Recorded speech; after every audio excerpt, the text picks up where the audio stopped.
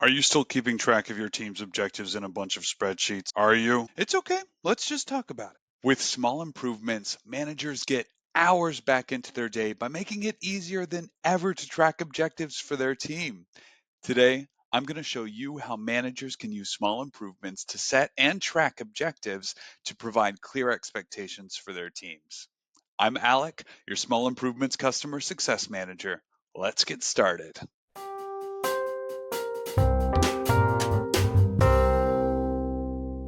First things first, objectives need to fall within an objective cycle, and your account admin is responsible for creating objective cycles and adding participants to that cycle. If you want to create an objective, but you or your direct reports aren't a part of any active cycles, be sure to reach out to your admin to see if they can create a cycle for your team. You can find out who your account admin is by clicking on the question mark in your side menu, then clicking Get Support. Email addresses for your admins will be shown there. Since your HR admin creates the objective cycle, they also get to decide who gets to create objectives in that cycle, when objectives can be created, and the default deadline.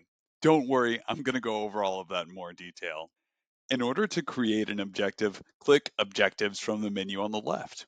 In the top right-hand corner, you'll see a yellow Create Objectives button. After clicking the button, we'll first decide who the objective is for. Managers will be able to create objectives for themselves, any of their direct reports, or even use the search bar to locate indirect reports for whom they'd like to create an objective. For this example, we're going to create a new objective for Salma, our direct report.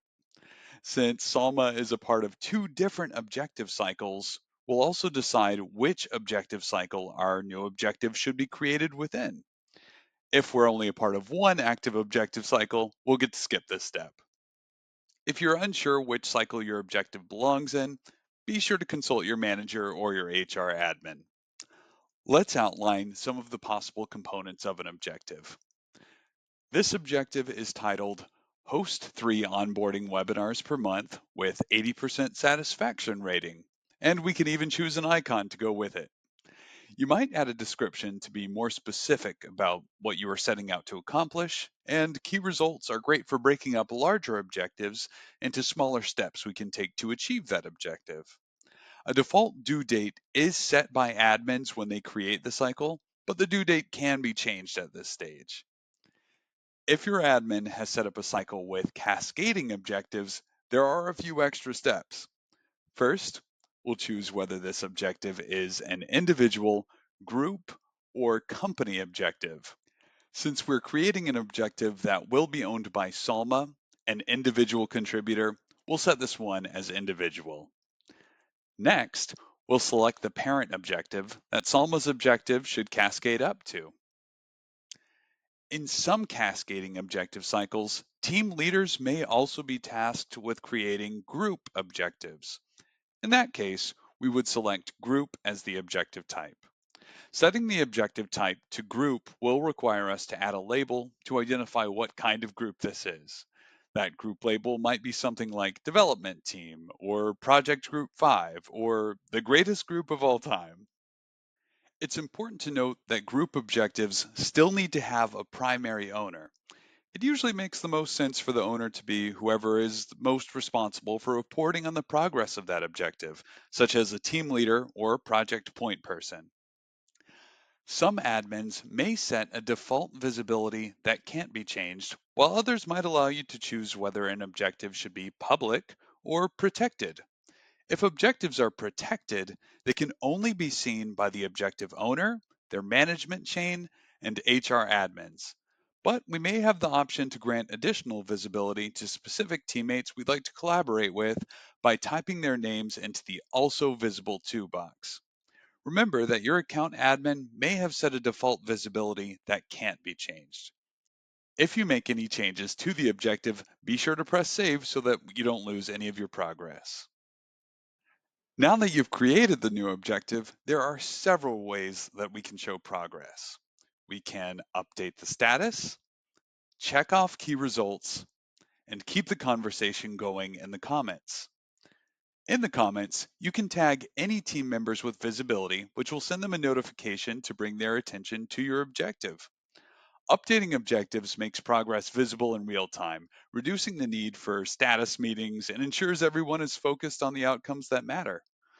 Our higher tier plans offer additional features to measure the progress of objectives, such as objective ratings, objective percent completion, and objective weighting. Be sure to let your admin know if you think any of those features would be beneficial for your team. Managers will have visibility into all of their direct reports' protected and public objectives. From the Objectives page, let's navigate to the Team tab. You'll have two different views. Browse allows us to sort objectives by due date or by cycle, while Analyze lets you view all of your direct reports objectives within a specific cycle. Hovering over the objective icon will allow you to see the objective title, but you can click on the icon to open up a preview of any of those objectives. If you are viewing an objective with a parent objective, the parent will be shown in the top left corner. You can even click on the parent to see a preview of that objective. Parent objectives will show any child objectives that you have visibility into. The Company tab allows us to see objectives held by individuals outside of our immediate team, as long as you have visibility, of course. If your objectives are set up to cascade, the Cascade view is a great way to see how any objectives relate to their respective individual, group, or company objectives.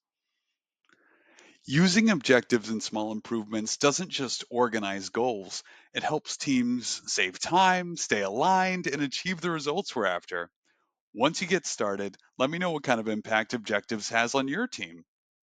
As always, thank you so much for watching. If you found this video helpful, please like and subscribe to stay up to date on additional content. Let us know in the comments if anything didn't make sense or if there's additional content you'd like to see on our channel. See you next time.